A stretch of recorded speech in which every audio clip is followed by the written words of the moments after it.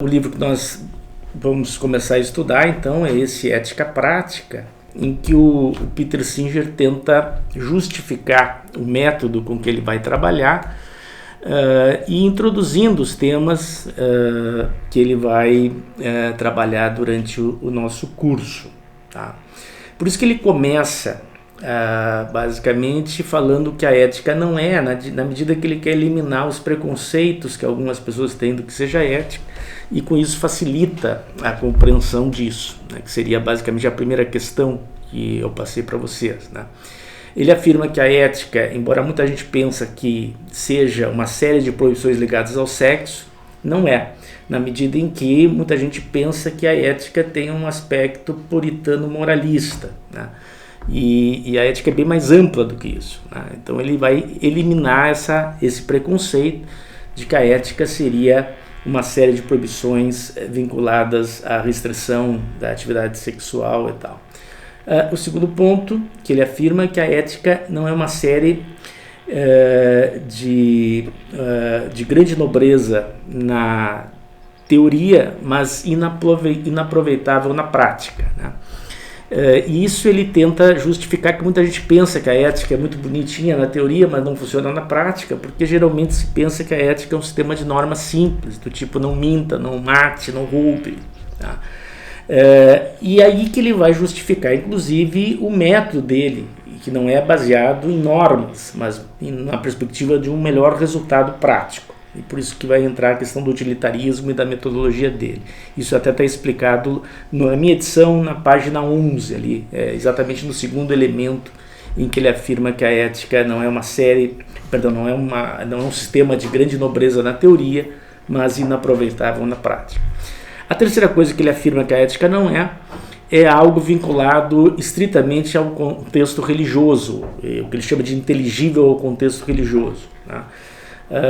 A ética é também uma perspectiva muito mais ampla do que isso. Né? Nesse sentido, até tive a oportunidade de falar em aula que pode até haver conflito entre uma ética religiosa e uma ética filosófica. Né? O exemplo que eu dei de uma criança se esvaindo em sangue, e a melhor solução a esse caso é fazer a transfusão, e pode ter, dependendo da família, da crença da família, um impedimento disso, né? Por uma questão evidentemente ética religiosa. Então ele vai falar que a ética filosófica aqui vai ser abordada a partir da razão e não a partir da fé, embora evidentemente, né, se respeite a fé religiosa individual de cada pessoa, enfim, né. Por fim, ele diz que a ética não é nem relativa nem subjetiva. E aí, nesse aspecto, ele diz que a coisa fica mais complexa, porque em alguns dos sentidos que comumente lhes são atribuídos, né? No sentido de que a ética não pode ser restrita ao relativismo de uma determinada cultura. Né? Eu dei o exemplo da aula, né, do caso da farra do boi, por exemplo, porque para eles é uma tradição que vem de avô para pai, pai para filho, mas que isso não pode se universalizar, né, como sendo eticamente correto. Então ele diz que a ética não é relativa nesse contexto. Né. Ele fala 2 ou 3 páginas sobre essa questão, tá? Mas basicamente tem essa perspectiva interpretativa. Né. Depois ele diz que a ética não tem também o caráter de subjetivo, ou seja, as questões éticas elas estão num âmbito muito mais amplo do que o âmbito subjetivo da pessoa, do interesse pessoal. Né. Isso tanto do ponto de vista de levar vantagem na questão do interesse particular, né, da pessoa, como também nas questões próprias para uma filosofia de vida, no sentido de que eu gosto de jogar futebol, mas isso não pode se universalizar.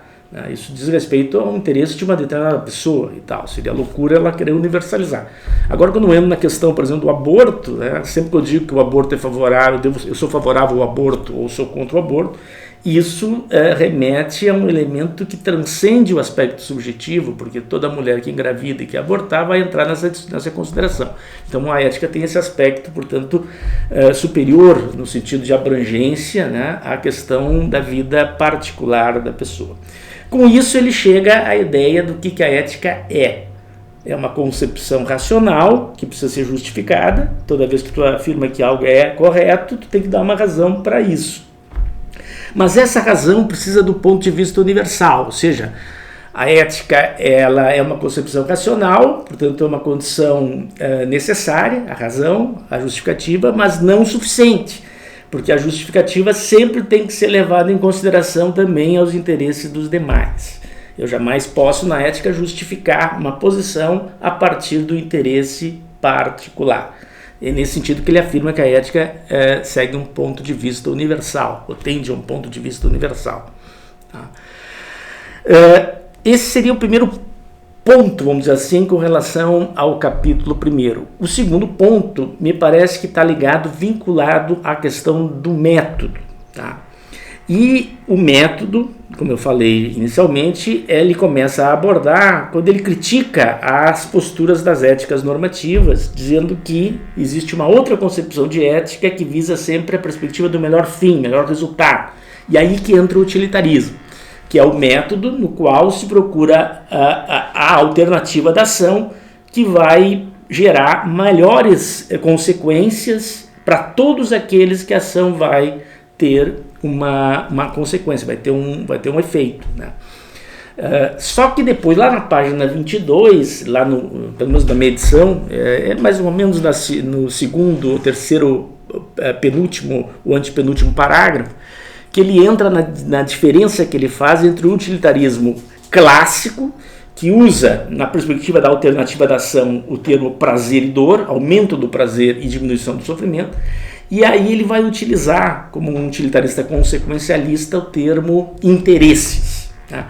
Na medida em que, às vezes, um sofrimento, por exemplo, uma vacina, agora estamos falando da questão do coronavírus, uma vacina, né, que gera sofrimento, pode ser muito dolorosa, ela vai evitar um mal depois maior. Assim como também a questão de que um prazer, por exemplo, alguém que gosta de tomar vinho, começa a tomar vinho demasiadamente, né, e esse prazer momentâneo vai acabar gerando um sofrimento posterior depois. Então ele usa o termo interesse, né, na medida em que é possível aí modular entre o prazer e a dor momentânea e a consequência que isso vai ter no futuro. Né? Então ele usa aí a ideia do utilitarismo consequencialista e não o utilitarismo clássico. Né? Embora ele diga que muitos já interpretaram que os clássicos, que o Bentham e o Mill, que eram pensadores do utilitarismo clássico, usavam prazer e dor no sentido amplo, e que se isso for assim, né, não haveria diferença entre o utilitarismo clássico e o consequencialista. Mas o que interessa para nós é que em todos os capítulos do livro ele sempre vai entrar nessa discussão. Vai tentar mostrar que os clássicos, pensando num prazer e dor momentâneo, fariam determinada coisa, e um utilitarista consequencialista teria uma outra perspectiva com relação a isso. Tá? Isso com relação ao primeiro capítulo. Com relação ao segundo capítulo, que entra a questão do conceito de igualdade. Tá? Então ele vai discutir muito as tentativas, até científicas, de justificar uma raça superior, um sexo superior, etc. Ele vai eliminando a possibilidade de qualquer tentativa de justificativa nesse sentido. Tá? E a ideia de que as sociedades ocidentais já se estabeleceram com um princípio básico que está na Constituição, de que todos somos iguais, independente da cor da pele, do sexo, da idade, da crença religiosa, etc, etc, etc. Então esse é o princípio da igualdade. Tá? E aí que ele vai começar a aplicar esse princípio da igualdade. Na aula eu uso muito o exemplo de que se eu tenho 2 aspirinas na pasta e tem 2 pessoas com dor de cabeça com intensidade igual, eu deveria, em princípio, segundo o método utilitarista, pegar uma aspirina e dar para A, uma aspirina e dar para B. Tá? Isso seria o correto a fazer. Né? Pode acontecer, e isso seria uma limitação do princípio, de que eu não teria o que fazer. Né? No caso, eu tenho 2 aspirinas e tenho 20 pessoas com dor de cabeça, com intensidade similar. Não teria muito o que fazer numa situação dessa. Nós não teríamos como justificar que alguém mereceria aspirina e outro não mereceria aspirina e tal.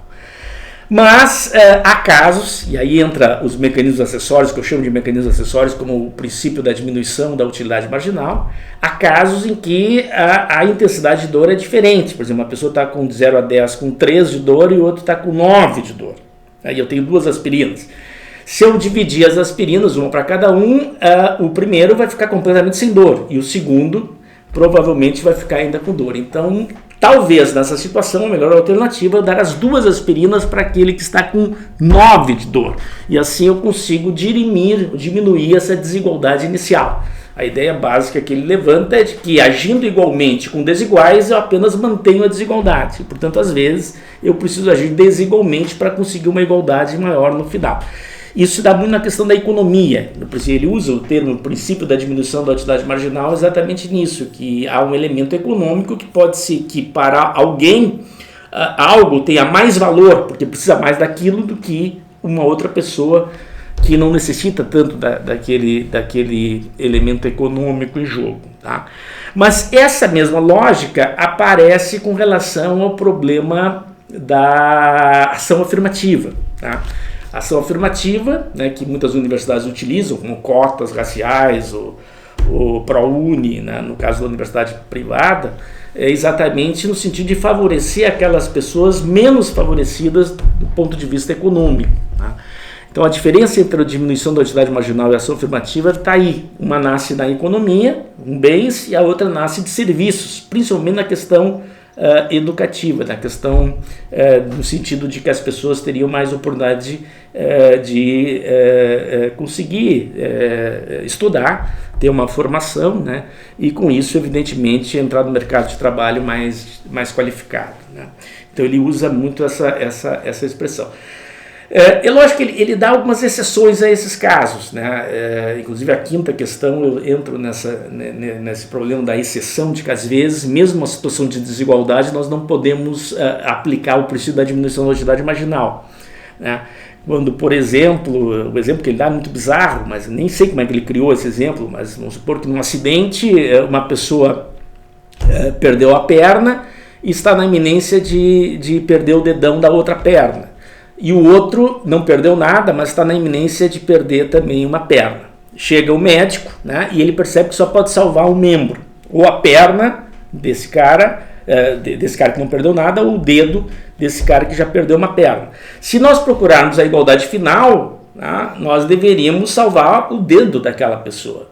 Só que do ponto de vista utilitário, o dedo é muito menos importante que uma perna. Portanto, nesse caso, né, seja quem for a pessoa que estivesse na pele dessa pessoa que está na iminência de perder a perna, independente da raça, do sexo, da idade, é essa pessoa que deveria ser a escolhida. Tá? Então, essa é uma exceção muito rara, em que ele, não sei como é que ele cria esse exemplo, né, porque na regra geral é isso, nós devemos agir igualmente com iguais e desigualmente com desiguais, né? Dando mais chance, maior possibilidade àquela pessoa que estaria mais distante de conseguir o seu próprio interesse. Tá? No final do capítulo ele entra na discussão de uma tese marxista, né, de que uma sociedade justa seria aquela em que quanto mais uma pessoa deveria trabalhar dando o máximo de si e recebendo o necessário para a sua própria vida. Ele chega a levantar essa questão. Né? E ele faz referência a isso dizendo, olha, todos os países que apostaram num regime totalitário, num regime marxista de cima para baixo, fracassaram. Tá? Então ele faz uma espécie de releitura desse processo, né, no sentido de que evidentemente há sociedades muito mais igualitárias do que outras. Né? Podemos citar aquelas sociedades que têm o índice de desenvolvimento humano mais elevado, como Dinamarca, Noruega, onde não todos têm saneamento básico, têm educação de qualidade, transporte público de qualidade e tal. E as sociedades, né, infelizmente como a nossa e outras até em estado bem pior, né, em que há muita desigualdade social, a diferença entre os que ganham muito e os que ganham pouco. Então ele tenta fazer uma espécie de reinterpretação desse lema, né? Não no sentido do marxismo ortodoxo, mas na tentativa de interpretar isso para a realidade atual, né? No sentido de que as sociedades que estão mais, vamos dizer assim, próximas de um princípio da igualdade e sociedades que estariam mais distantes desse princípio da igualdade. Tá? Eu fico à disposição, está sempre lá o fórum, que vocês podem entrar com dúvidas, questões que eu posso esclarecer, estou sempre à disposição, esperando vocês. Tá? Na semana que vem eu vou fazer um novo vídeo aí falando um pouco sobre o capítulo 3º. Obrigado, até a próxima.